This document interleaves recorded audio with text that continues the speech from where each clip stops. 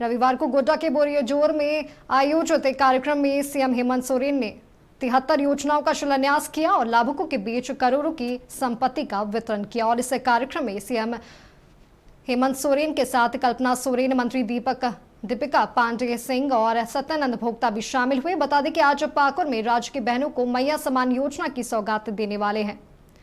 CM 57,120 महिलाओं के खाते में झारखंड मुख्यमंत्री मैया समान योजना की राशि ट्रांसफर करके इस योजना का शुभारंभ करेंगे। वहीं महिला बाल विकास एवं सामाजिक सुरक्षा विभाग की ओर से बताया गया कि अब तक निबंधित और सत्यापित हो चुकी महिलाओं के खाते में 31 अगस्त तक राशि हस्तांतरित कर दी जाएगी। इसके बाद हर माह की 15 तारीख को मैया योजना की राशि जारी की जाएगी। हमारे कुछ विरोधी षड्यंत्रकारी, यहाँ का तो छोड़ दो, यहाँ का जो हमारा विरोधी लोग है, जो भाजपा का लोग है, ये लोग तो आए दिन षड्यंत्र रचता रहता है। हिंदू मुस्लिम, अगड़ा पिछड़ा, आदिवासी गैर आदिवासी, आदिवासी मुसलमान, यही काम करता है, दूसरा कोई काम नहीं करता है। ये लोग अब दूसरे राज्य से भी नेता लोग को बुला बुला करके यहाँ पर मंचों के माध्यम से, अखबारों के माध्यम से हमारे यहाँ पर एकता अखंडता को तोड़ने में लगा है।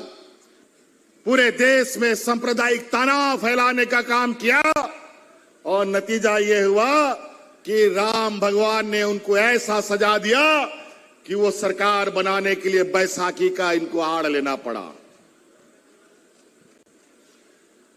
तो इस बार हमारे विधानसभा में भी इस तरीके का फूट फोड़ने वाला, समाज में जहर घोलने वाला लोगों को पहचान के रखिएगा। अभी बहुत जल्द राज्य में भी हम लोगों का चुनाव का घंटी बजने वाला है और इस घंटी को बजाने का जो पावर है, चुनाव कब होगा नहीं होगा वो हमारे विरोधियों के हाथ में। वो जो घंटी है चुनाव का बजाने का, वो भारतीय जनता पार्टी के हाथ में है। आज का चुनाव आयोग में, चुनाव आयोग के जिसको संवैधानिक संस्था कहते हैं, आप लगता है वो संवैधानिक संस्था नहीं है, वह भारतीय जनता पार्टी का एजेंट लोग बैठ गया। वही लोग घंटी बजाता है कब चुनाव होगा कब नहीं होगा। हम तो बोलता है, चुनौती देता है, आज घंटी बजाओ, कल इनका हम सफाया करेंगे। झाड़ू पोछा मार करके इनको गुजरात भेज देना होगा।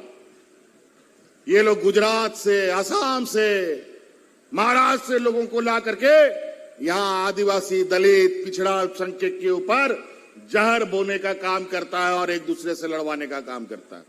हम जब नियम बनाते हैं, नियोजन नीति बनाते हैं, स्थानीय नीति बनाते हैं, तो यही लोग कोर्ट में जाता है। इन लोग के पास पढ़ा लिखा आदमी सब लोग है, बड़ा बड़ा वकील इनका पार्टी में है, ये भारतीय जनता पार्टी के लोगों का पार्टी में है। कई लोग इनका जज भी बन के बैठा हुआ है और हमारे नियोजन नीति और स्थानीय नीति को इन लोगों ने असंवैधानिक घोषित कर दिया। हमारी नियुक्ति प्रक्रिया में बाधा डालते हैं और यही कानून दूसरा राज्य में बनता है, वो संवैधानिक हो जाता है। इस बुलेटिन में इतना ही। मुझे दीजिए इजाजत। नमस्कार।